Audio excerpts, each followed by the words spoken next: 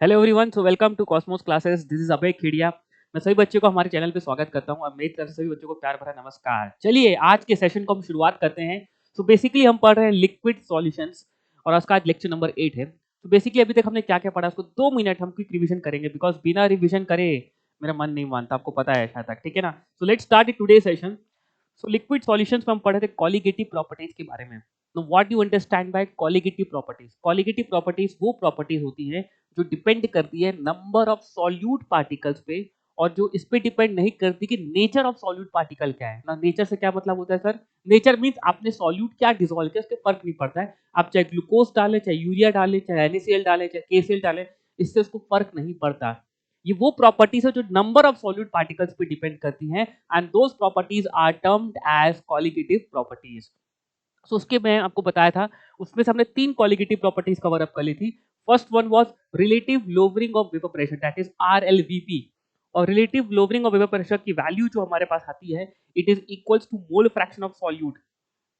ये जो टर्म है आपके सामने, which is P naught solvent minus P solution upon P naught of solvent is equals to mole fraction of solute, and this particular term is known as RLVP, जो कि depend कर रहा है सिर्फ नंबर पे। Mole fraction is a number. ये depend नहीं कर रहा कि आपका नेचर ऑफ सॉल्यूट पार्टिकल आपने क्या डाला था, उसके P नॉट वैल्यू पे डिपेंड नहीं कर रहा है, सिर्फ नंबर पे डिपेंड कर रहा है। And this property is known as relative lowering of vapour pressure. But मैंने आपको बोला था ये जो एक्सप्रेशन होता है, इस एक्सप्रेशन को यूज करने में थोड़ी सी दिक्कत होती है कैलकुलेशन के पॉइंट ऑफ व्यू से। और मैंने आपको इसके बेटर सिंपल एक्सप्रेशन आपको दिया था, जिसमें आप बस P naught of solvent minus PS upon PS vapour pressure of solution आ गया। यहाँ पे ध्यान रखना, पे vapour pressure of pure liquid था, यहाँ पे वेपर प्रेशर ऑफ प्योर यहाँ पे सॉल्यूशन का है। P naught minus PS upon PS, थोड़ा सा वेरिएशन है बस, और इक्वल्स टू एक्सप्रेशन बन जाता है आपका moles of solute upon moles of solvent ना। इस एक्सप्रेशन को यूज करना रिलेटिवली इजी है, अच्छा है, कन्वीनियंट है। इनफैक्ट ये एक्सप्रेशन आपको ज्यादा अच्छा लगेगा जब मैं आपको एबनॉर्मल कॉलिगेटिव प्रॉपर्टीज पढ़ाऊंगा। तब मैं वहां पे जो लास्ट एक्सप्रेशन मैंने आपको बताया ना, ये RLVP का, इसको यूज करने में बड़ा मजा नहीं आएगा आपको। बहुत कैलकुलेशंस में बड़ी प्रॉब्लम होगी, इक्वेशंस बड़ी कॉम्प्लिकेटेड बनेगी, अननेसेसरी टाइम वेस्टेज वाली बात होगी। बट क्वेश्चंस को सॉल्व करने के लिए हमारा ये एक्सप्रेशन बहुत अच्छा बन जाता है, ठीक है ना। देखेंगे क्वेश्चन जब हम करेंगे एबनॉर्मल क्वालिटेटिव प्रॉपर्टीज का, तब इसका यूज आपको मैं दिखाऊंगा, ठीक है। साथ ही साथ मैंने आपको बोला था कि भाई सामने वाला जो एग्जामिनर है वो हो सकता है आपको सॉल्यूशन की कंसंट्रेशन, सॉल्यूशन की डिटेल्स को वो instead of giving in a mole fraction या मोल्स के बेसिस बना देने के बजाय, वो हो सकता है सॉल्यूशन में उसकी कंसंट्रेशन को मोलालिटी के रेस्पेक्ट में दे दे, कि जो आपने सॉल्यूशन बनाया है उस सॉल्यूशन में उसकी कंसंट्रेशन मोलालिटी के रेस्पेक्ट में है। इसी एक्सप्रेशन को मोलालिटी के फॉर्म में ये आपका सॉल्यूशन का एक्सप्रेशन है। प्लीज इसको भी आप ध्यान रखें, that is P naught minus PS upon PS which is equals to molality into molar mass of solvent upon 1000। और ये एक्सप्रेशन हमारा इसी एक्सप्रेशन की मदद से आया है। तो मैंने आपको रिकमेंड किया है कि आप पहले वाले एक्सप्रेशन से इसको डेराइव करना याद रखें, कैसे हमने डेराइव किया है, क्योंकि एग्जाम टाइम गलती से आप कंफ्यूज हो गए थे, एटलीस्ट आप इसको डेराइव कर पाए, ठीक है ना। फिर दूसरी कॉलिगेटिव प्रॉपर्टी आपको पढ़ाया था, बताओ elevation in boiling point. Elevation in boiling point क्या था सर आपका, कि जब भी आप एक नॉन वोलेटाइल सॉल्यूट ऐड करते हैं किसी पे लिक्विड सॉल्वेंट पे, तो एक जो नया सॉल्यूशन बनता है उसका बॉइलिंग पॉइंट अब बढ़ जाता है। जैसे फॉर एग्जांपल अगर आपने पानी पे, प्योर वाटर है, उसका वाटर बॉइलिंग पॉइंट कितना है 100 डिग्री सेल्सियस, लेकिन अगर आपने उसी पानी पे एक नॉन वोलेटाइल सॉल्यूट लेट से नमक डाल दिया NaCl, तो उस वाटर का अब जो नया सॉल्यूशन बनेगा, अब उसका बॉइलिंग पॉइंट हमारा बढ़ जाएगा, that is called its elevation in boiling point. और इसके रिजल्ट हमारे पास क्या थे कि delta TB equals to no delta TB. अब इसको पॉजिटिव वैल्यू लिखने के लिए अब क्या किसको किसको माइनस करोगे, it is TB minus T not be. TB क्या है, बॉइलिंग पॉइंट ऑफ सॉल्यूशन, और टी नॉट बी क्या है, boiling point of pure solvent. भाई प्रॉपर्टी का नाम ही क्या है, elevation in boiling point. Boiling point बढ़ रहा है, तो भाई बॉइलिंग पॉइंट बढ़ रहा है तो पॉजिटिव वैल्यू के लिए TB minus T not be होगा। और इसकी वैल्यू एक्सपेरिमेंटली करके कितनी आती है, केबी इंटू एम। केबी कांस्टेंट होता है किसका, सॉल्वेंट का। सॉल्वेंट सेम है तो केबी का वैल्यू चेंज नहीं होगा, into molality of the solution. ये केबी का वैल्यू क्वेश्चन में गिवन होता है। इनकेस ना दे तो आप इस एक्सप्रेशन की मदद से भी केबी का वैल्यू निकाल सकते हैं, प्रोवाइडेड दैट कि आपको एंथैल्पी ऑफ वेपराइजेशन या latent heat of vaporisation question में गिवन हो, ठीक है। चलिए आगे बढ़ते हैं। थर्ड प्रॉपर्टी जो मैंने आपको लास्ट क्लास में कवर करी थी, that was depression in freezing point. Again depression in freezing point मतलब सर यार वही चीज यार, कि जैसे आपने एक नॉन वोलेटाइल सॉल्यूट ऐड किया और नॉन वोलेटाइल सॉल्यूट के ऐड करने के बाद जो नया सॉल्यूशन बनेगा उसका जो फ्रीजिंग पॉइंट है वो कम हो जाएगा। अगर वाटर का फ्रीजिंग पॉइंट आपको पता है 0 डिग्री सेल्सियस, तो अगर आपने उसी पानी पे नमक डाल दिया है, आपने एक नॉन वोलेटाइल सॉल्यूट ऐड कर दिया है, तो उस वाटर का फ्रीजिंग पॉइंट अब कम हो जाएगा ना, 0 से कम हो जाएगा। हो सकता है -1 हो जाए, -2 डिग्री, -3 डिग्री सेल्सियस हो जाए। And that property is known as depression in freezing point.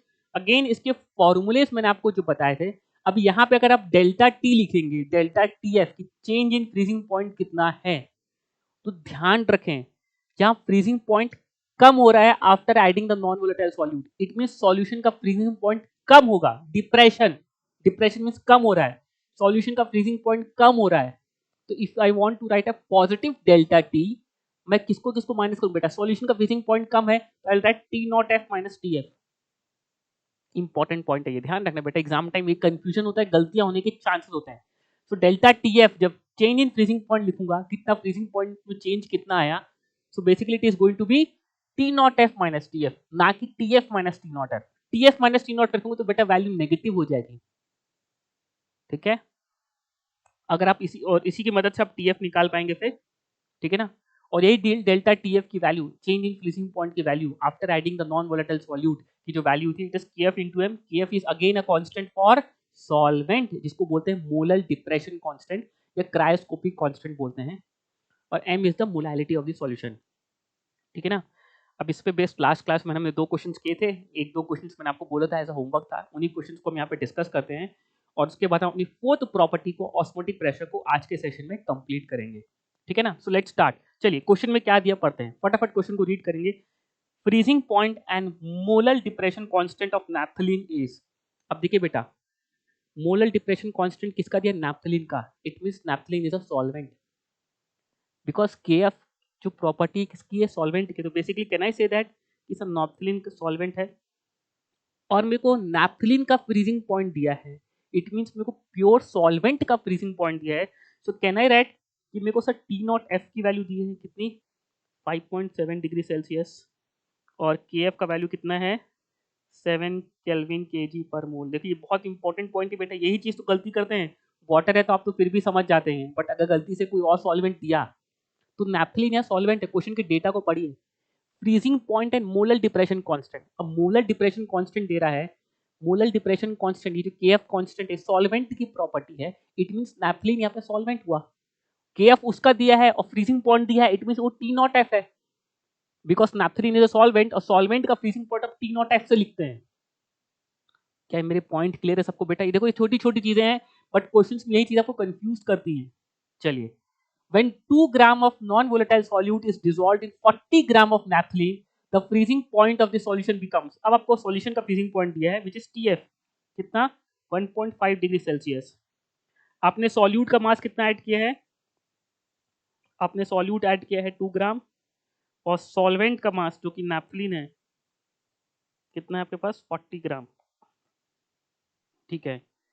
Calculate the molar mass of solute, और मैंने आपको बोल चुका है पहले, लास्ट क्लास में बताया था बेटा कि हमारा क्वालिटेटिव प्रॉपर्टीज का मेजर यूज एक्सपेरिमेंटली हम जो करते हैं, परफॉर्म एक्सपेरिमेंट्स लैब में, उसका मेजर यूज ही यही है कि हमको जो नॉन वोलेटाइल सॉल्यूट है ना, जो सॉल्यूट हमने ऐड किया, बेसिकली उसका मास पता करना। बिकॉज मास एक चीज पता चलती है, फिर धीरे धीरे हम उसके मॉलिकुलर फॉर्मूला की तरफ जाते हैं, और मॉलिकुलर फॉर्मूले के लिए अलग अलग तरीके होते हैं, ठीक है ना। मोल कॉन्सेप्ट पढ़ेंगे आप मॉलिकुलर, और आप अपने ऑर्गेनिक केमिस्ट्री पढ़ेंगे। पहला काम होता है कि भाई उसका पहले तुम मॉलिकुलर मास तो निकालो। So basically with the help of those experimental data we calculate this molecular mass, ठीक है ना। तो आपसे नॉन वोलेटाइल सॉल्यूट का मॉलिक्यूलर मास पूछा है, कोई बात नहीं बेटा, क्वेश्चन खत्म है, बहुत सिंपल क्वेश्चन हो गया। अब आप डायरेक्टली इस प्रॉपर्टी का यूज करोगे कि सर मेरे को पता है कि डेल्टा टी एफ वैल्यू क्या होता है, के एफ इंटू एम होता है। क्वेश्चन में डेल्टा टी एफ पता है, के एफ पता है, यहाँ से मोलैलिटी मिल जाएगी, सॉल्यूशन की मोलैलिटी मिल जाएगी। चलो निकालते हैं, डेल्टा टी एफ कितना हो जाएगा बेटा, ध्यान रखना, डेल्टा टी एफ क्या होगा, फ्रीजिंग पॉइंट कम होता है तो सॉल्वेंट का फ्रीजिंग पॉइंट आता है, तो T naught F minus T F होगा, which is going to be 5.7 minus 1.5, कितना आ गया भाई, 5.7 माइनस 1.5 कितना आ गया, 4.2, ये आ गया 4.2। के एफ का वैल्यू दिया है, कितना दिया क्वेश्चन में, के एफ का वैल्यू दोबारा लिख लेते 7, देयरफॉर, अरे यार पेज नहीं है,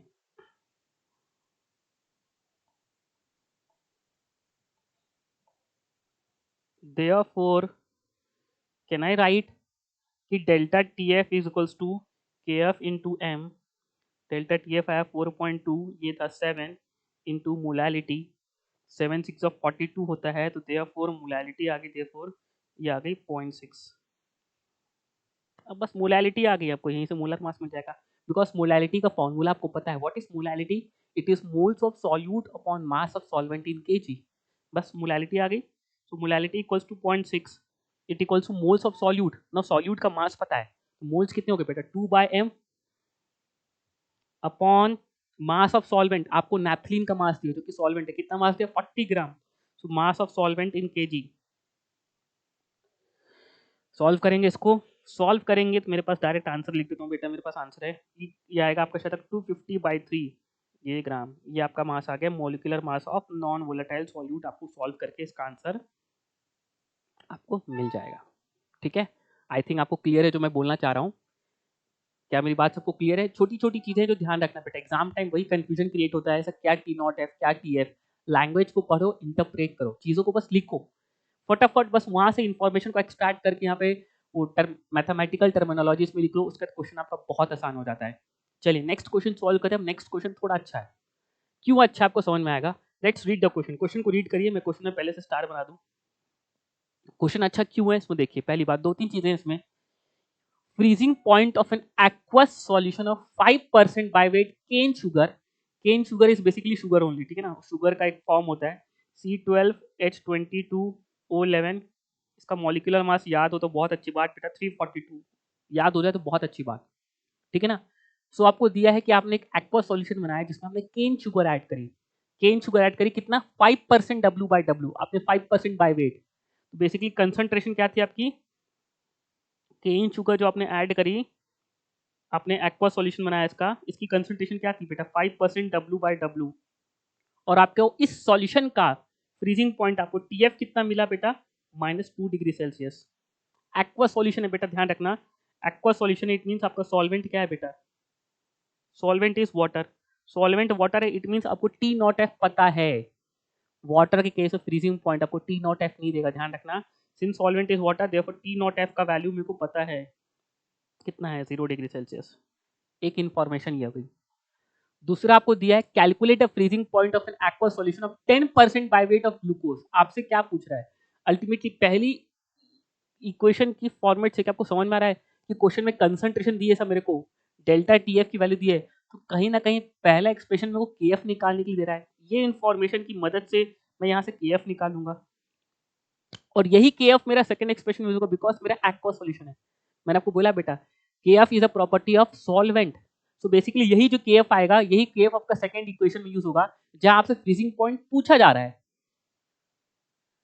आपको मोलैलिटी, अब क्वेश्चन में प्रॉब्लम कहाँ आएगी सर? क्वेश्चन में हमको लिखा होता है delta TF equals to KF into M होता है, एम इज मोलैलिटी। यहाँ पे जो कंसंट्रेशन दी है सर परसेंटेज W/W। अब प्रॉब्लम आना स्टार्ट हुई सर, परसेंटेज W/W को आपने मोलैलिटी में कन्वर्ट करने का एक भी फॉर्मूला हमको नहीं दिखाया, जो स्पेशल फॉर्मूलेज आपने इंटर कन्वर्जन के बताए। हाँ भाई, नहीं बताया, क्यों बताऊं भाई? भाई जितने कुछ गिवन फॉर्मूलेज थे स्टैंडर्ड बुक्स में मैंने आपको बता दिए, बट मैंने बोला था वही प्रॉब्लम है कि अगर आप इन फॉर्मूलेज पे डिपेंडेंट हो गए तो आपको दिक्कत हो जाएगी, बिकॉज ये फॉर्मूले से आप कुछ पर्टिकुलर इंटर कन्वर्जन तो कर पाएंगे, बट हर एक इंटर कन्वर्जन कर पाएंगे क्या? नहीं। अब बेसिकली आपको करना क्या है कि आपको परसेंटेज W/W को मोलैलिटी में कन्वर्ट करना है, यही काम आपका रह गया है। मेरी बात समझ में आ रही है भाई? आपको एक्सप्रेशन को सॉल्व करने के लिए आपको मोलैलिटी चाहिए, आपको concentration in terms of molality चाहिए, बिकॉज आपको delta TF equal to KF into M, small M, molality पता होता है। अब परसेंटेज W/W दिया है तो आपको एक तरह से मोलैलिटी में कन्वर्ट करना है। अब इसका तरीका मैंने आपको बताया है, फर्स्ट लेक्चर बताया है। आपको 5% W/W दिया है। अब W/W की डेफिनेशन क्या होती है? It is mass of solute upon mass of solution into 100। भाई आपका सॉल्यूशन क्या है? अब इसका तरीका देखो, जो बच्चे पहली बार देख रहे हैं इसको आप अज्यूम कैसे करते हैं। 5% W/W है, W/W की डेफिनेशन होती है it is mass of solute. आप स्टार्ट कहां से करते हैं देखो बेटा, मास ऑफ सॉल्यूट इसकी डेफिनेशन होती है upon mass of solution into 100। आप नीचे जो डिनोमिनेटर है उसको अज्यूम, जो आपको गिवन कंसंट्रेशन यूनिट है ना बेटा, उसके रेस्पेक्ट में आप अज्यूम करते हैं। मैं बार बार बोल चुका हूं, जो गिवन कंसंट्रेशन यूनिट है उसके रेस्पेक्ट में आप डेटा को अज्यूम करो। अब इसके डिनोमिनेटर में क्या है, मास ऑफ सॉल्यूशन। तो आप मास ऑफ सॉल्यूशन को कुछ अपने एक अच्छे हिसाब से एक अच्छा फिगर अज्यूम करो। मैंने अज्यूम किया कितना, 100, बिकॉज 100 कैंसिल हो जाएगा। सो मैंने अज्यूम क्या किया, लेट मास ऑफ सॉल्यूशन कितना हो गया आपका, 100 ग्राम। जैसे मास ऑफ सॉल्यूशन 100 ग्राम लिया तो 100 कैंसिल हो गया, तो देयरफॉर मास ऑफ सॉल्यूट कितना हो गया, जो कि आपका केन शुगर है, कितना हो गया, 5 ग्राम। बस खत्म हो गया बेटा। अब आपको निकालनी मोलैलिटी, आराम से निकालोगे। मोलैलिटी के लिए मोल्स ऑफ सॉल्यूट, सब मास ऑफ सॉल्यूट पता है, मोलर मास पता है, सब moles of solute upon mass of solvent. Solution का मास पता है, सॉल्यूट का मास पता है। This implies mass of solvent भी निकाल ही देता हूँ यार, कितना हो गया आपका 95 ग्राम। समझ में आ रहा है भाई क्वेश्चन गंदा क्यों है, डबल स्टार क्यों मार्क किया भाई, बहुत कुछ सीखने को मिलेगा इस क्वेश्चन में। पहली बात क्या सीखने को मिली कि जो के एफ सर कांस्टेंट है वो सॉल्वेंट का कांस्टेंट है। पहला वाला भी एक्वा सॉल्यूशन, दूसरा वाला भी एक्वा सॉल्यूशन, तो बेसिकली हमको पहले वाले का जो के एफ है सेकंड वाले का के एफ सेम है। दूसरी बात, हमको सब मोडालिटी चाहिए होती है, बट क्वेश्चन में कंसंट्रेशन हमेशा जरूरी नहीं कि मोडालिटी दे, सामने वाला आपको परेशान करने के लिए कुछ भी दे सकता है। अब मैंने आपको कुछ स्टैंडर्ड 4 रिजल्ट बताए थे फर्स्ट लेक्चर में जो इंटर कन्वर्जन के होते हैं, बट वो जरूरी नहीं कि हर बार वो काम हो जाए, बिकॉज वो तो कुछ स्पेशल 4 कंसंट्रेशन टर्म्स के जो मेजरली यूज होते हैं, जो फॉर्मूले हमने बना दिए। बट अगर मैं सारे के सारे इंटर कन्वर्जन की पॉसिबिलिटीज बनाने बैठूंगा और फॉर्मूले बनाऊंगा बेटा, तो हो चुका, नहीं कर सकते अपन। इसके लिए बेसिक तरीका यही है जो आपके सामने सॉल्व कर रहा हूँ। अब देखो, अब आपको मोलैलिटी निकालना है। सिंस वी नो दैट कि आपके लिए डेल्टा टी एफ का वैल्यू क्या होता है, डेल्टा टी एफ होता है आपका के एफ इंटू एम। आपको यही मोलैलिटी निकालना है। एक पेज ऐड करें अपन, पेज 2-3 ऐड करना पड़ेगा, एक page after.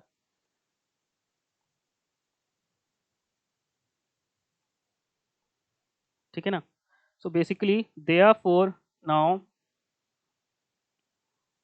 Delta T F का वैल्यू कितना हो गया आपके लिए, डेल्टा टी एफ का वैल्यू कितना हो गया आपके लिए, delta T F is depression in freezing point. Freezing point कम होता है तो बेटा T naught F minus T F.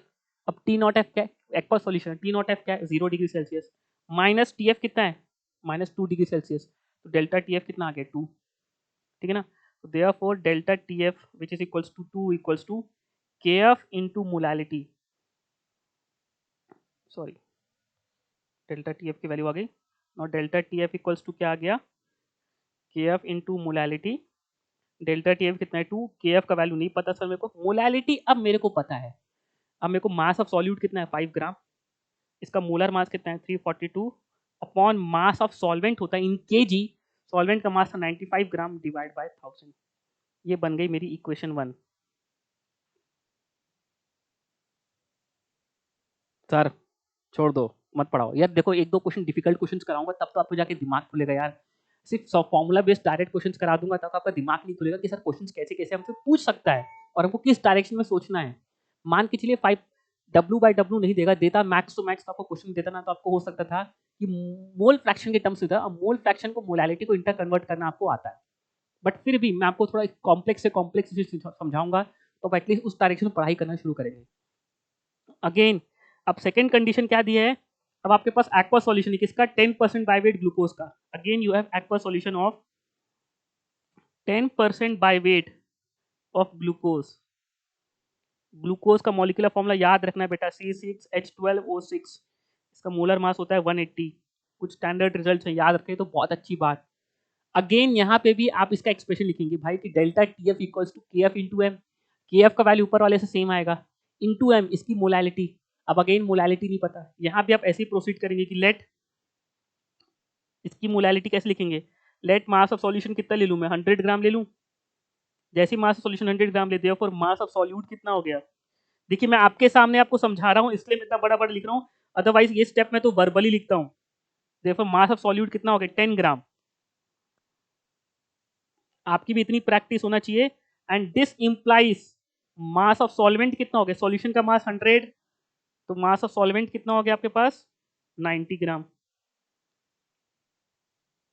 ठीक है, अब यहां से आप प्रोसीड करना स्टार्ट करें कि नाउ इस सेकेंड इक्वेशन के लिए delta T F equals to क्या हो जाएगा, के एफ इंटू एम के बराबर। डेल्टा टी एफ तो पता नहीं इसका, सब मेरे को वही तो निकालना है, डेल्टा टी एफ निकालना है। टी नॉट एफ तो पता है, वो बाद में सब्स्टिट्यूट कर लूंगा। KF का वैल्यू जो फर्स्ट इक्वेशन से आएगा। अब इसकी मोलैलिटी लिख लूँ, कितनी आएगी molality? It is mass of solute, sorry moles of solute which is 10/180 upon mass of solvent. Solvent का मास कितना है? 90/1000। ये बन गई इक्वेशन 2। अल्टीमेटली वहां से KF निकाल के सब्स्टिट्यूट करूंगा, बेटर है कि दोनों इक्वेशन को डिवाइड कर दूं बस, ठीक है ना। तो मैं आई विल डू 1/2 कर देता हूँ मैं। तो 1 वहाँ पे 2 है, divide by delta TF। KF तो कैंसिल हो गया जब डिवाइड करूंगा। अल्टीमेटली वही पार्ट है कि वहां से KF को सब्स्टिट्यूट कर रहे हैं, ये दोनों को डिवाइड कर दो। KF कैंसिल हो गया। अब डिवाइड करने के बाद इक्वेशन क्या बनी भाई साहब? 5/342 डिवाइड बाय इक्वेशन क्या थी वहाँ पे? 95/1000। और this equation is divided by, divided है तो basically it becomes into 90/1000 divide by 10/180। अब बस सॉल्व करके डेल्टा TF निकालना है। चलो मैं आप लोगों के लिए सॉल्व करता हूँ, मेरे को थोड़ा, मेरा भी मन कर रहा है सॉल्व करने का। सो ये हो गया 5 इंटू 1000 बाय 342 इंटू 95, ये तो चीज़ हो गई। और ये हो गया 90 इंटू 180 डिवाइड बाय 10 इंटू 1000। देखो इतना सारा कैंसिल भी हो जाएगा, बहुत सारा मसाला कैंसिल होगा, इसलिए मैं सॉल्व नहीं कहता हूँ। ये कैंसिल हुआ, ठीक है ना। ये जीरो गया एक और। अब मेरे ख्याल से मैं सीधे सोच रहा हूँ कैलकुलेटर का यूज़ कर लूँ, ठीक है ना। कैलकुलेटर जिंदाबाद, ठीक है ना। बेसिकली डेल्टा TF कितना हो जाएगा यहाँ से? This implies delta TF directly लिखूँ मैं तो ये हो जाएगा 2 into 342 into 95 divide by, cross multiplication किया, डिवाइड बाय बचा 5 इंटू 9 इंटू 180, ये बचा। चलो इसको मैं डायरेक्टली निकाल रहा हूँ बच्चों, क्योंकि मेरे को बस टाइम नहीं है, मेरा पर्पस आपको कंसेप्ट सिखाना है। कैलकुलेशन इतनी कॉम्प्लेक्स एग्जामिनर आपको नहीं देगा, ये मान के चलिए, बट फिर भी थोड़ा बहुत तो आप लोगों को कैलकुलेशन में, स्पीड में आप लोगों को हाथ सेट करना ही है।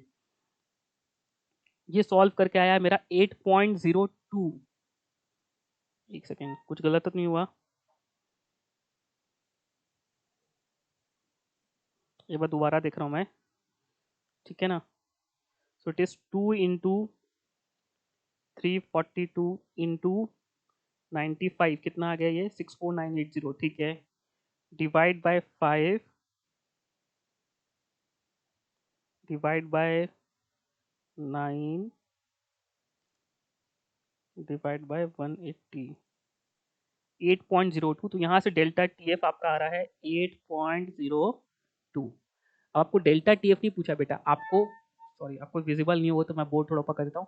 आपसे डेल्टा TF नहीं पूछा, आपसे पूछा है जो एक्वा सॉल्यूशन है ग्लूकोज का 10% बाय वेट का, उससे उसका आपको फ्रीजिंग पॉइंट पूछा है। अब आपको पता है बेटा डेल्टा TF क्या है बेटा। नाउ डेल्टा TF क्या होता है हमारा?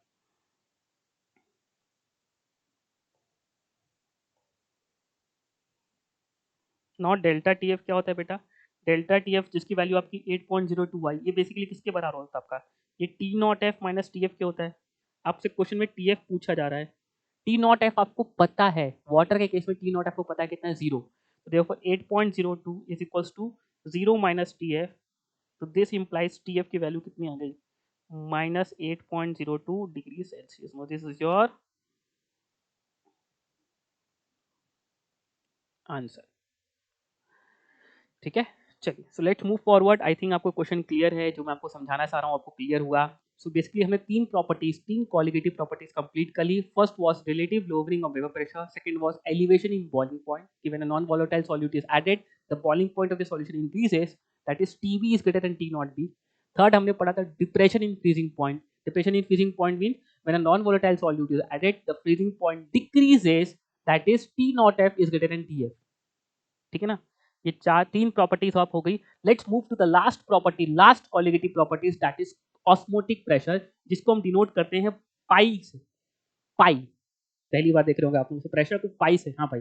ऑस्मोटिक प्रेशर को हम एक्सप्रेस करते हैं, रिप्रेजेंट करते हैं इन टर्म्स ऑफ पाई, ठीक है ना। Now in order to understand the osmotic pressure, कि ऑस्मोटिक प्रेशर होता क्या है, पहले यहाँ पे एक टर्म है जिसका मीनिंग आपको समझने, जिसका नाम है osmosis. What do you understand by osmosis?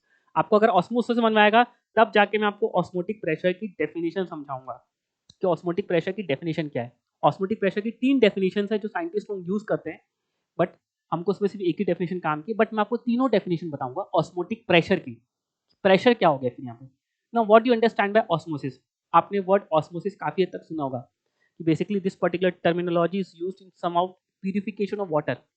आपने सुना होगा आरओ, घर में हर एक बच्चे के आरओ लगा रहता है आजकल पानी पानी की प्यूरिफिकेशन के लिए। So basically RO stands for reverse osmosis. अब रिवर्स ऑस्मोसिस क्या है बाद में, ऑस्मोसिस का उल्टा।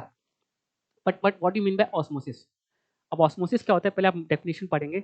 It is a net spontaneous movement of solvent particles. It is a net spontaneous movement of solvent particles from solution of low concentration to solution of high concentration, or from solvent side to solution side through a semi permeable membrane is known as osmosis. दोबारा सुनते हैं क्या होता है बेटा। It is a movement of solvent particles. Very important point कि भाई यहाँ पे ऑस्मोसिस में सिर्फ और सिर्फ कौन मूव करता है, solvent particles through a semi permeable membrane. एक स्पेशल टाइप ऑफ मेम्ब्रेन होती है, एक स्पेशल टाइप की मेम्ब्रेन बनाई जाती है, इसको बोला था एसपीएम। ये मेम्ब्रेन का जो इसमें होल्स होते हैं ये कुछ इस तरीके से बनाए जाते हैं कि भाई इसमें से सॉल्यूट पार्टिकल्स मूव नहीं कर पाते बट सॉल्वेंट पार्टिकल्स आराम से निकल जाते हैं। ऐसे कैसे होता होगा सर, ये सॉल्यूट पार्टिकल्स मूव नहीं कर पाते। ऑब्वियस है, सॉल्यूट पार्टिकल का साइज ज्यादा होता है, सॉल्वेंट पार्टिकल का साइज छोटा होता है। तो सॉल्यूट पार्टिकल का साइज बड़ा होने के कारण हम इसका साइज में इतना एडजस्टेबल होता है कि आपका सॉल्वेंट का होल्स का साइज इतना ऐसा होता है कि आपके सॉल्वेंट तो मूव कर गए बट सॉल्यूट का size being bigger in nature वो सॉल्यूट पार्टिकल्स पास नहीं कर पाते। तो बेसिकली ऑस्मोसिस में एक ऐसा फिनोमेना है जहां सिर्फ कौन पास करता है मेम्ब्रेन से, ओनली सॉल्वेंट पार्टिकल्स। नाउ किसका मूवमेंट हो रहा है, सॉल्वेंट पार्टिकल्स का। कहां से कहां हो रहा है, from solution of low concentration to high concentration. अब सर ये समझ में नहीं आया, from solution of low concentration to high concentration. आप बताइए, ये मेरे पास दो सॉल्यूशन बना हुआ बेटा, एक हाई कंसंट्रेशन एक लो कंसंट्रेशन, बीच में मेरे पास सेमी परमेबल मेम्ब्रेन है। ये मेम्ब्रेन सिर्फ और सिर्फ किसको पास करने दे रही है बेटा, सॉल्वेंट पार्टिकल्स को। अब बताइए कहां पे सॉल्वेंट पार्टिकल्स ज्यादा हैं, जहां पे कंसंट्रेशन क्या है, कम। भाई यहाँ पे तो सॉल्यूट पार्टिकल ज्यादा है, सॉल्वेंट पार्टिकल्स बहुत कम है। यहाँ पे कंसंट्रेशन कम है, यहाँ पे सॉल्वेंट पार्टिकल्स ज्यादा है, सॉल्यूट पार्टिकल्स कम। सो बेसिकली ऑस्मोसिस में कहां से कहां मूव करते हैं, from low concentration to high concentration. यहाँ पे कंसंट्रेशन कम है, यहाँ पे सॉल्वेंट पार्टिकल्स की तादाद ज्यादा है, पॉपुलेशन ज्यादा है, तो यहां से सॉल्वेंट पार्टिकल्स मूव करेंगे from low concentration to high concentration. और या फिर आपने यहाँ पे सिर्फ सॉल्वेंट रख लिया होता, सॉल्यूट होते ही नहीं, सिर्फ सॉल्वेंट होता, फ्रॉम सॉल्वेंट टू सॉल्यूशन। यहाँ पे अगर सिर्फ सॉल्वेंट है बेटा तो ऑब्वियस है सॉल्वेंट पार्टिकल्स कहां से कहां मूव करेंगे, from solvent side to solution side through a semi permeable membrane is known as osmosis. अभी क्यों हो रहा है बेटा, this phenomena is taking place due to difference in the concentration. दोनों तरफ कंसंट्रेशन अलग है, तो सॉल्वेंट पार्टिकल्स तब तक मूव करते हैं जब तक दोनों तरफ की कंसंट्रेशन क्या हो जाए, बराबर ना हो जाए। इसकी कंसंट्रेशन अभी कम है, इसकी कंसंट्रेशन अभी ज्यादा है, तो बेसिकली जब यहाँ पे सॉल्वेंट मूव करेगा तो उसकी धीरे धीरे यहाँ की कंसंट्रेशन क्या होगी, डिक्रीज होगी, और यहाँ की कंसंट्रेशन धीरे धीरे बढ़ेगी, बिकॉज सॉल्वेंट कम हो रहा है तो कंसंट्रेशन बढ़ेगी और यहाँ पे कंसंट्रेशन कम होगी। एक टाइम आएगा जब दोनों तरफ की कंसंट्रेशन क्या हो जाएगी, बराबर। So osmosis takes place because there is difference in the concentration, और जब तक दोनों तरफ की कंसंट्रेशन सेम नहीं हो जाती तब तक हमारे सॉल्वेंट पार्टिकल्स क्या होते हैं, मूव करते रहते हैं, and this phenomena is known as osmosis. So I will repeat it again,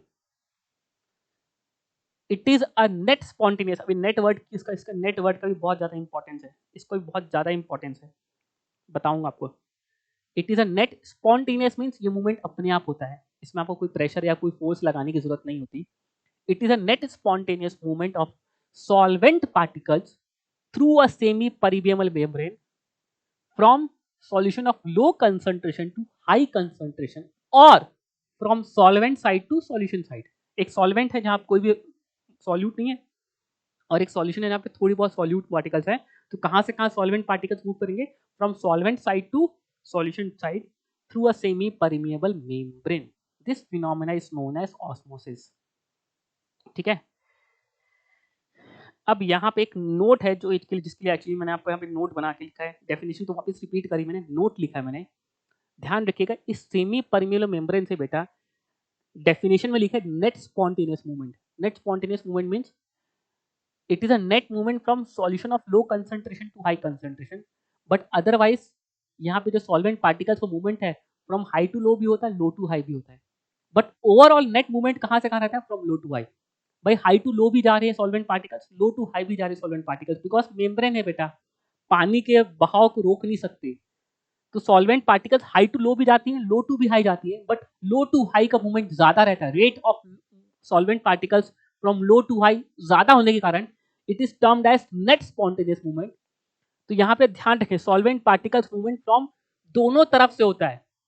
solvent particles move from low to high as well as from high concentration to low concentration. ये point को आप ध्यान रखें। भाई membrane है, कोई इंसान तो है नहीं कि भाई मैं तेरे को यहाँ से आने नहीं दूंगा, बस तू यहाँ से आ।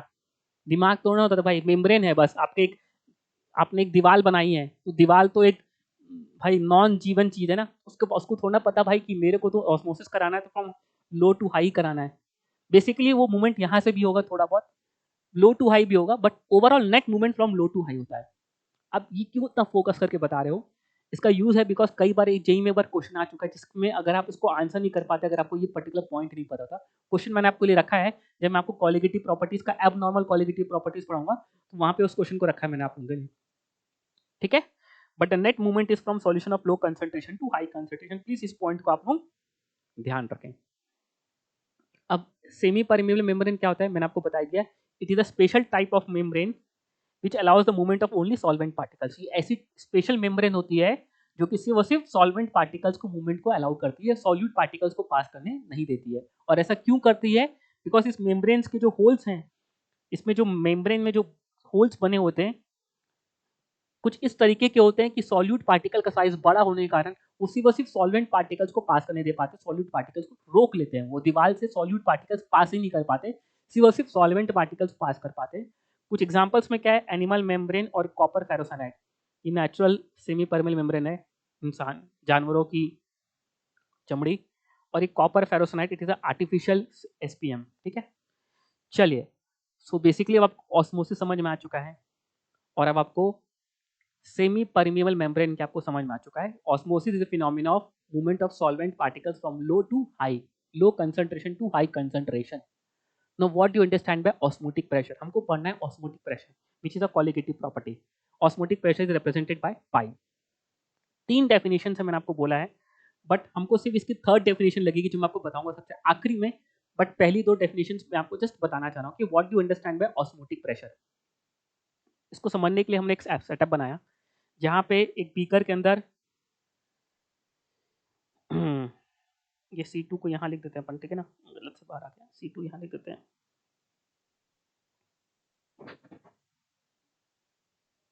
ठीक है, ठीक है,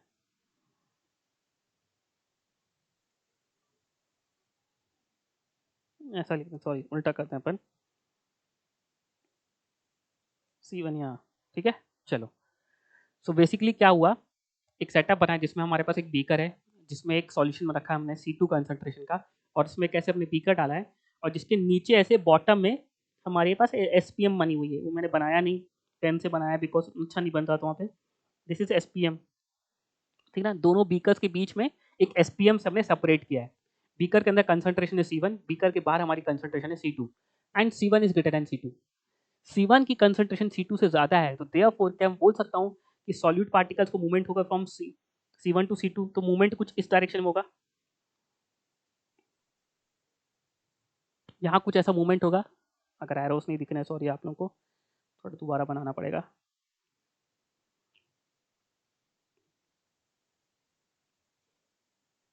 डेफिनेशन समझने की कोशिश करना बेटा पहले ना।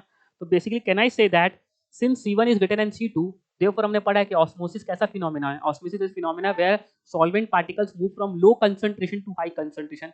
तो क्या सॉल्वेंट पार्टिकल्स इस एसपीएम के थ्रू इस डायरेक्शन में मूव करेंगे, इस बीकर में आएंगे, ठीक है ना। और जैसे इस बीकर में आएंगे, इस बीकर में कुछ H लेवल का लेट से हाई रेज हुआ, this H level is increased, level H is increased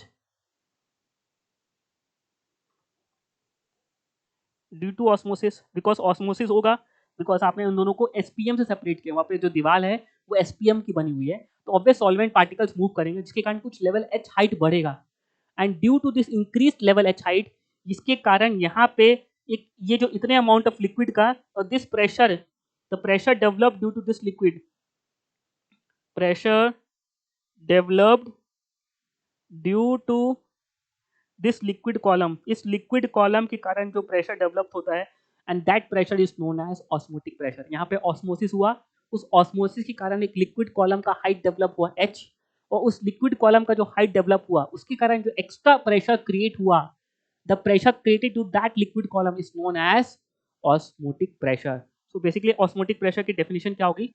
Hence, osmotic pressure is defined as the hydrostatic pressure developed over solution of high concentration, because movement कहाँ हो रहा है? High concentration तरफ हो रहा है, और या फिर solution साइड हो रहा है, due to the phenomena of osmosis is known as osmotic pressure। और liquid column के कारण जो pressure होता है, the pressure due to the liquid column is given by rho gh। तो बेसिकली ये फॉर्मूला हो गया rho gh। तो ऑस्मोटिक प्रेशर की एक फॉर्मूला एक और होता है rho gh। अगर आप ऑस्मोटिक प्रेशर को इस पर्टिकुलर एक्सपेरिमेंट की मदद से निकालते हैं तो, बट हमको इस एक्सपेरिमेंट का यूज नहीं है, बट स्टिल समझना जरूरी था कि भाई कैसे ऑस्मोसिस के कारण प्रेशर डेवलप हो रहा है। सो बेसिकली लिक्विड कॉलम में हाइट का रेज हुआ, and the pressure develop due to that liquid column is known as osmotic pressure. Osmosis होने के कारण लिक्विड कॉलम में रेज हुआ ना, ठीक है ना। दूसरी डेफिनेशन है जिसका सेटअप कुछ इस तरीके से, जो मैंने अभी आपके लिए थोड़ी देर पहले बनाया था। यहाँ पे C1 है, यहाँ पे C2 है, C1 is greater than C2, तो ऑब्वियस है यहाँ पे सॉल्वेंट पार्टिकल्स मूव करेंगे from C2 to C1, solvent particles move करेंगे फ्रॉम C2 टू C1।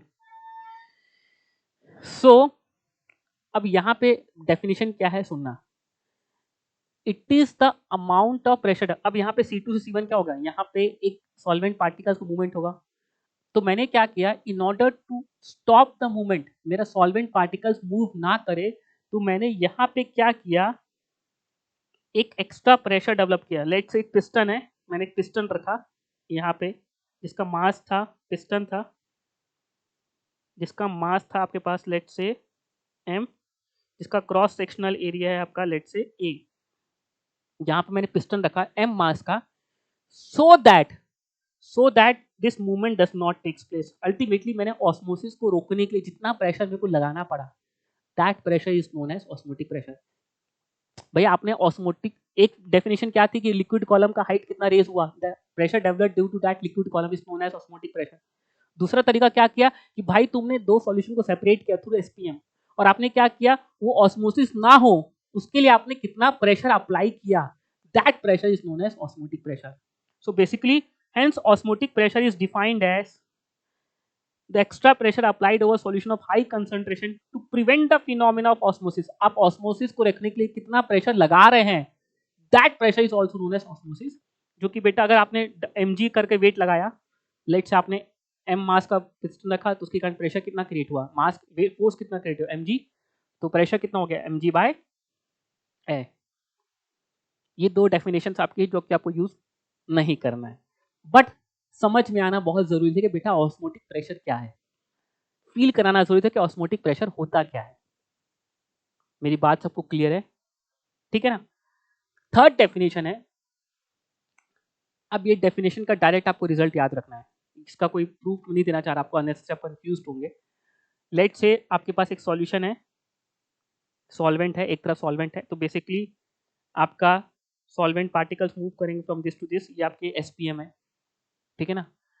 तो एक थर्ड डेफिनेशन आपको ऑस्मोटिक प्रेशर की है, which is given by pi equals to C into R into T। Definition ये proof कैसे आपके सिलेबस में नहीं है, मैं दे सकता हूँ बट अननेसेसरी आपको थोड़ा कंफ्यूजन क्रिएट होगा, इसलिए मैं जान नहीं रहा हूँ पे डेफिनेशन में। प्रूफ में आपको अल्टीमेटली यही यूज करना है, आपके सिलेबस में यही है कि लेट से आपके पास एक सॉल्यूशन C था और एक तरफ सॉल्वेंट था, तो बेसिकली आपके सॉल्वेंट पार्टिकल्स मूव करेंगे from solvent side to solution side, and the pressure due to this osmosis is given by CRT, where C is the concentration of solution, where C is the concentration of solution, जो कि आपकी होगी molarity में, capital M moles per litre. R है आपका gas constant, अरे भाई यहाँ पे वही तो, यहाँ पे गैस कांस्टेंट होगा, T हो गया आपका temperature of the solution, C is the concentration of solution. Solvent की कंसंट्रेशन तो होगी नहीं बिकॉज सॉल्वेंट में कोई सॉल्यूट है नहीं। C is the concentration of solution in moles per liter। Very important point is moles per liter या फिर molarity, एक ही बात होती है। R is universal gas constant जिसकी वैल्यू आपको हमेशा यहाँ पे लेनी है 0.0821, very important point. And T is a temperature which is always in kelvin. अब थोड़ी बहुत कुछ चीजें, अब जब आप कैलकुलेट करेंगे बेटा C को आप हमेशा सब्स्टिट्यूट किस में करेंगे, मोल्स पर लीटर। याद करिए आप, ये जो प्रूफ है ना pi equal to C R T, ये बेटा बेसिकली आता है मेरा आइडियल गैस इक्वेशन से। थोड़ा सा बस लॉजिकली कनेक्ट करो, ये आइडियल गैस इक्वेशन से इसका प्रूफ है, डेरिवेशन है। तो बेसिकली अगर आपने कंसंट्रेशन को मोल्स पर लीटर में डाला, इट मींस वॉल्यूम आपका लीटर में होता है जब, तो बेटा आर भी उस समय लीटर एटीएम वाला होगा। तो बेसिकली आर कौन सा होगा आपका 0.0821। तो बेटा आर का वैल्यू फिक्स्ड है आपका, बिकॉज सी आपका फिक्स्ड है मोल्स पर लीटर में, तो आर की वैल्यू यहाँ पे फिक्स्ड है, दैट इज 0.0821, जिसको 1/12 लिखते हैं। टी हो गया आपका टेम्परेचर, जिसके कारण जब भी आप याद रखिए बेटा आर का वैल्यू अगर आपने 0.0821 रखा है जो कि लीटर एटीएम है, तो बेटा ऑस्मोटिक प्रेशर आपको हमेशा ऑलवेज आपको किस में मिलेगा, एटीएम में ही मिलेगा।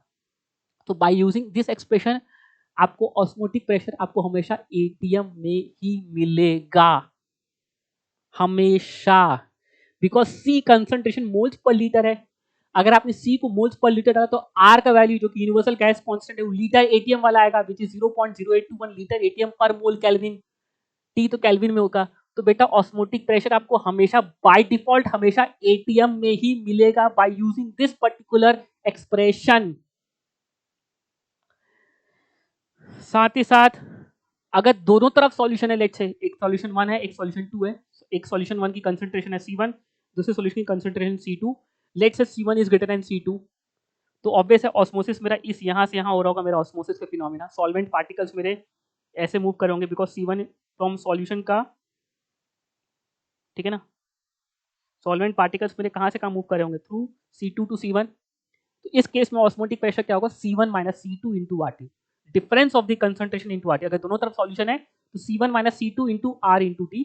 यहाँ पे क्या था, सिर्फ CRT, बिकॉज यहाँ पे सिर्फ सॉल्वेंट था, ठीक है ना। अगर एक ही सॉल्यूशन दिया तो CRT, दोनों तरफ सॉल्यूशन है आपके वॉल्स सेमी परमिएबल मेम्ब्रेन के, तो ऑस्मोटिक प्रेशर कितना हो गया, C1 minus C2 into R into T। Again ध्यान रखें बेटा C1 C2 किस में है बेटा, C1 C2 is taken in moles per litre, ये फिक्स्ड है बेटा, ये मोलैरिटी में ही आएगा जिसको मोल्स पर लीटर बोलते हैं। तो R का वैल्यू फिक्स्ड हो गया कितना, 0.0821, जिसको हम अप्रोक्सीमेटली 1/12 भी लिखते हैं। टेम्परेचर T केल्विन फिक्स्ड है, तो ऑस्मोटिक प्रेशर आपको हमेशा किस में मिलेगा बेटा, एटीएम में ही मिलेगा और कोई दूसरी यूनिट में नहीं मिलेगा, बिकॉज R का वैल्यू फिक्स्ड है। C आपका मोल्स पर लीटर, बेटा वॉल्यूम लीटर में है, तो बेटा आपका R कौन सा जाएगा, लीटर एटीएम वाला, विच इज 0.0821 लीटर एटीएम पर मोल केल्विन। तो एटीएम, तो प्रेशर किस में आएगा आपका, सिर्फ एटीएम में आएगा। इंपॉर्टेंट पॉइंट है, ध्यान रखना है। तो कैन आई से दैट कि ऑस्मोटिक प्रेशर आपको किस में मिलेगा बेटा, एटीएम में ही मिलना है ऑलवेज,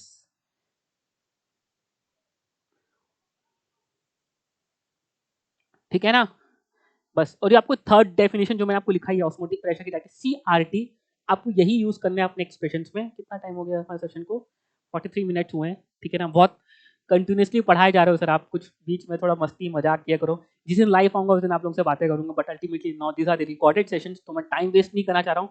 मैं मान के चलो कि मैं कंटिन्यूसली आपको पढ़ा रहा हूँ सेशंस में पूरा, आप इसको भले आप अपने ब्रेक के अकॉर्डिंगली आप अपना देख लें सेशंस को, ठीक है ना। चलिए, so calculate the osmotic pressure of decimolar glucose solution at 27 degree Celsius. Temperature देना जरूरी है, ठीक है ना। 27 डिग्री सेल्सियस मीन सॉल्यूशन का टेम्परेचर कितना हो गया आपका, 300 केल्विन। सॉल्यूशन की कंसंट्रेशन की डेसीमोलर बताया था बेटा फर्स्ट लेक्चर में, डेसी मींस 1/10, कंसंट्रेशन कितनी होगी 1/10 मोलर। तो आपको ऑस्मोटिक प्रेशर पूछ रहा है। ऑस्मोटिक प्रेशर की डेफिनेशन क्या है बेटा, पाई इक्वल टू CRT। सी कितना है 1/10, आर का वैल्यू 1/12 और टी का वैल्यू 300 केल्विन। यहाँ से आपका जो पाई आएगा सॉल्व करके, ये जो भी किस में आएगा आपका सॉल्व करके एटीएम में आएगा। मैं सॉल्व कर दे रहा हूँ, तो बेसिकली ये तो कैंसिल हो गया, 30/12 डायरेक्टली मैं लिख ले रहा हूँ,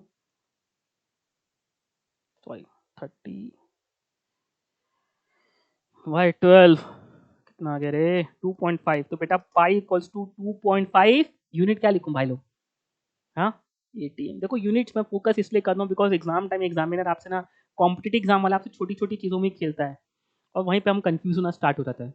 वो एटीएम को आपको कन्वर्ट करके हो सकता है ऑप्शन में आपको टॉर में दे दे या एमएम में दे दे, तो आपको एटीएम को टॉर या एमएम में कन्वर्ट करना आता है, 1 ATM equal to 760 torr, 760 mm, 76 centimetre, या 1.01325 इंटू 10 की power 5 newton per metre square, या 100.101.325 किलो पास्कल। ये सभी कन्वर्जन आपको पता है। एक क्वेश्चन और सॉल्व करते हैं, इनफैक्ट 2 क्वेश्चन सॉल्व करेंगे, ठीक है ना। अब ये क्वेश्चन भी एक अच्छा क्वेश्चन है। 20 gram of non volatile solute is dissolved in 200 ml of water. एक नॉन वोलेटाइल सॉल्यूट आपने 20 ग्राम ऐड किया, किसमें? 200 ml ऑफ वाटर, ठीक है ना। If the osmotic pressure of the resultant solution, उस पर्टिकुलर सॉल्यूशन का ऑस्मोटिक प्रेशर कितना दिया आपको? 10 atm at 27 degree Celsius, then calculate the molar mass of non volatile solute. अब वो जो नॉन वोलेटाइल सॉल्यूट ऐड किया ना, उसका मोलर मास पूछ रहा है।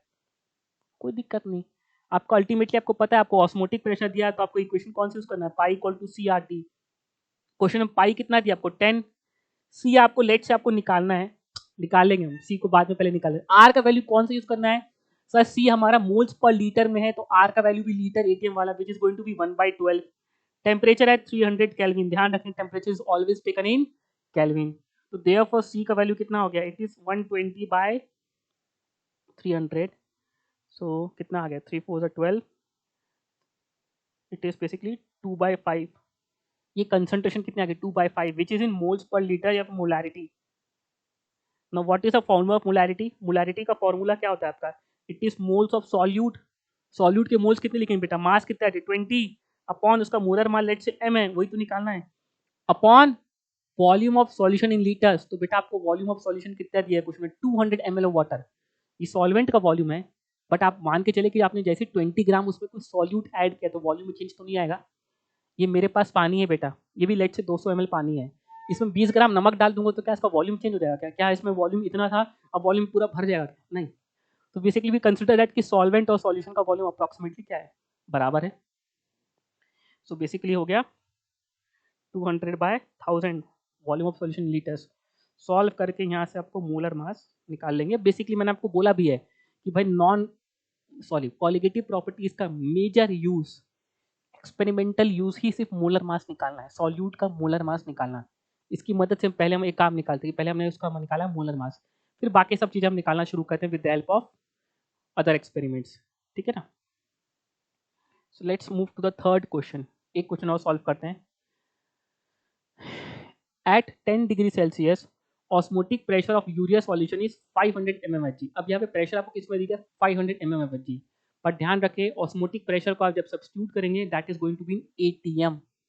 आप जब इक्वेशन करेंगे pi equal to C R T, because C को आप मोल्स पर लीटर में डालेंगे, आर को 0.021 डालेंगे, तो बेटा पाई शुड बी इन ATM। अब MM को ATM में कन्वर्ट करना कोई बड़ी बात नहीं सर, बहुत सिंपल बात है, ठीक है ना। सो एट 10 डिग्री सेल्सियस, तो I can write temperature 10 degree Celsius है, यूरिया सॉल्यूशन है, और आपका ऑस्मोटिक प्रेशर कितना दिया आपको? 500 mm of Hg। Solution is diluted and the temperature is raise to 25 degree Celsius. तो उसको मैं T1 लिख देता हूँ, उसको पाई 1 लिख देता हूँ। अब आपने सॉल्यूशन को डाइल्यूट कर दिया, कंसंट्रेशन चेंज कर दी। डाइल्यूट किया मीन्स आपने सॉल्वेंट पार्टिकल्स ऐड किया और आपने सॉल्यूशन को डाइल्यूट कर लिया, नया सॉल्यूशन बनाया जिसका आपने टेम्परेचर कितना रखा? 25 डिग्री सेल्सियस। और उस नए सॉल्यूशन का osmotic pressure, if the osmotic pressure of resulting solution is given by 105.3 mm of Hg।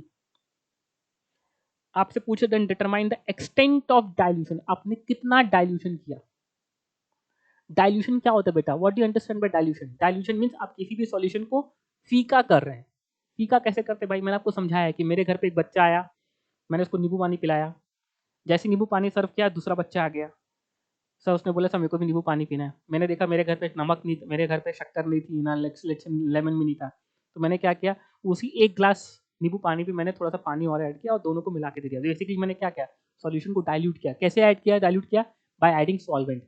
जब मैं सॉल्वेंट ऐड करता हूँ तो on dilution number of moles does not changes. तो बेसिकली डाइल्यूशन का कंसेप्ट ही यही है। डाइल्यूशन का कंसेप्ट क्या है? On dilution number of moles of solute remain same, number of moles of solute remains same। तो बस इक्वेशन लगाते हैं यार, मेरे पास इक्वेशन है पाई 1 इक्वल्स टू C1RT1, और एक इक्वेशन निकालता हूँ पाई 2 इक्वल्स टू C2RT2, और मेरे को इक्वेशन को सब्स्टिट्यूट करता हूँ। पाई 1 का वैल्यू कितना दिया क्वेश्चन में? 10, 10 नहीं सॉरी 500 mm ऑफ Hg। अब mm में नहीं लिखना सर मेरे को सर 500/760। C1 क्या होगा सर लेट से मोल्स ऑफ सॉल्यूट कितने थे n, वॉल्यूम था सर V1 उस समय into R into T1। T1 कितना हो गया आपके पास 10 डिग्री सेल्सियस था तो कितना हो गया 283। दूसरी इक्वेशन क्या हो गई पाई टू कितना दिया क्वेश्चन है 105.3 तो 105.3 divide by 760। Moles of solute कितने से एन ही है बट वॉल्यूम कितना हो गया कुछ V2 वॉल्यूम हो गया। आपसे एक्सटेंट ऑफ डाइल्यूट पूछा है इट मीन्स पूछ रहा है आपसे V2 कितना है V2 V1 के कितने टाइम्स है 5 टाइम्स है 10 टाइम्स है 20 टाइम्स है 2 टाइम्स है। That is what mean by extent of dilution. आपने V1 के रेस्पेक्ट में V2 कितने टाइम्स ऐड किया तो आपसे V2 in terms of V1 पूछ रहा है इंटू आर इंटू टी कितना हो गया 298 25 डिग्री सेल्सियस है। मैं दोनों इक्वेशन को डिवाइड कर देता हूँ 1 डिवाइड बाई 2 760 तो कैंसिल हो जाएगा ये बनेगा 500 बाय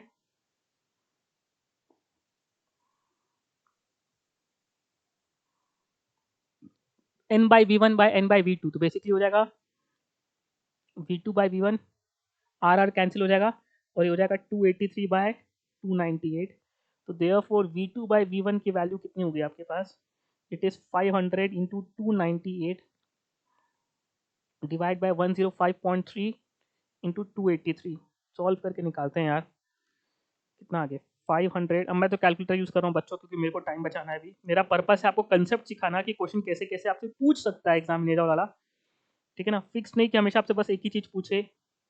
so 283 ये आ रहा है 4.74।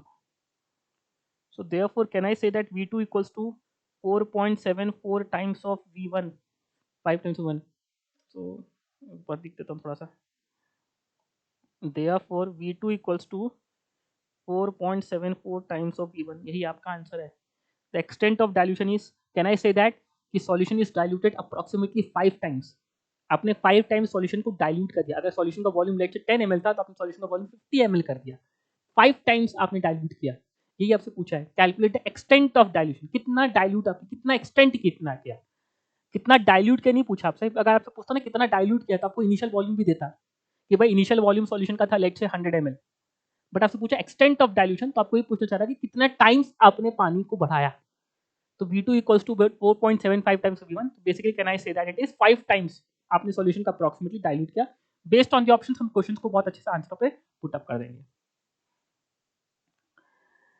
क्लियर है so we have session is approximately 52 minutes. एक क्वेश्चन आप लोगों के लिए मैं एज अ होमवर्क छोड़ रहा हूँ। Again it is a star mark question. क्यों स्टार मार्क क्वेश्चन है calculate osmotic pressure of 30% W/V glucose solution at 27 degree Celsius. आपसे ऑस्मोटिक प्रेशर पूछा है किसका कंसंट्रेशन लेकिन आपको 30% W/V दे दिया और आपको चाहिए मोलैरिटी में चाहिए मोल्स पर लीटर में चाहिए। आर का वैल्यू तो पता है सर टी का वैल्यू पता है लेकिन सी का वैल्यू नहीं पता sir because C is in moles per litre. ये होना चाहिए था किसमें इन मोल्स पर लीटर। क्या मेरी बात सबको समझ में आ रही है। तो अब कैसे सॉल्व करें ये आप लोगों के लिए होमवर्क है। इस क्वेश्चन को आप ट्राई करें बिकॉज अगेन मैं सेशन को लेंदी नहीं करना चाह रहा हूँ। आप लोग बोर भी बहुत हो गए होंगे सर बहुत देर से पढ़ा रहे हो और कैमरा भी पता नहीं मेरा बंद क्यों रहा है बार बार। ठीक है ना तो मैं अपने सेशन को यहीं पे खत्म करूंगा and see you again tomorrow till then take care good bye have a nice day. Please make sure आप चीज़ों को कंटिन्यूसली रिवाइज करें। आप क्वेश्चंस की बेहद प्रैक्टिस करें।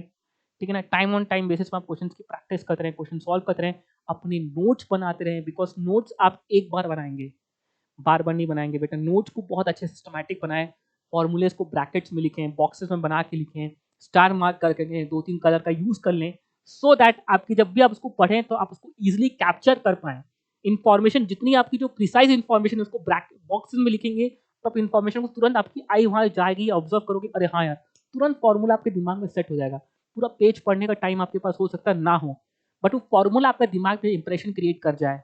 तो नोट्स बहुत अच्छे से बनाएं बच्चा लोग एक बार बना रहे हैं बहुत अच्छे से मेहनत करके बनाएं और अपने नोट्स बनाते समय प्लीज मेक श्योर कि आप लोग अपने चैप्टर के नोट्स कंप्लीट होने के बाद सॉल्व क्वेश्चंस होने के बाद अपने चैप्टर के बाद कम से कम 5 से 10 पेज खाली छोड़ दो सो दैट आपको जब भी कुछ नया कंटेंट या कुछ अच्छा क्वेश्चन मिलता है तो आपके नोट्स में आप रखो बिकॉज नोट्स का आप रेगुलर रिवाइज करते हैं तो जब भी आपने लेट से चैप्टर की 1 महीना पढ़ने के बाद आपको बहुत कुछ सीखने को मिलता है और वो एडिशनल इन्फॉर्मेशन जो आप सीखते हैं वो आपको अभी तो याद रहती, बट 5 महीना 6 महीना जब आपका बोर्ड का एग्जाम आएगा, जब आपका पेपर आएगा, तब आपको याद नहीं रहेगी। तो प्लीज मेक श्योर आप उन 10 पेजेस का बहुत अच्छे से यूटिलाइजेशन करें।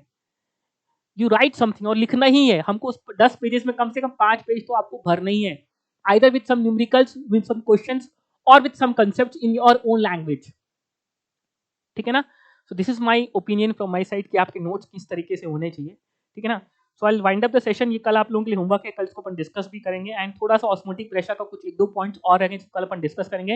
And after that will start with the colligative properties. हम स्टार्ट करेंगे कॉलिगेटिव प्रॉपर्टी से। सो बच्चा लोग, अगर आपको सेशन में मजा आ रहा है तो प्लीज हमारे चैनल को सब्सक्राइब जरूर करिएगा, बिकॉज मैं इसी तरीके से रेगुलर बेसिस में आप लोगों के लिए शानदार बेसिस में कंटेंट लाते रहूंगा, टाइमली बेसिस में। So please follow me, subscribe my channel, like the video, share your videos as much as possible. अपने फ्रेंड्स तक पहुंचाओ भाई, उनको बताइए कि मैं आप लोगों के लिए बहुत ही डिटेल्ड मैनर पे बहुत अच्छे से आपके लिए केमिस्ट्री आपके सामने परोस रहा हूँ। ठीक है, चलिए। सो आज यहाँ से अलविदा लेंगे। Till then take care, good bye, have a nice day, bye bye everyone.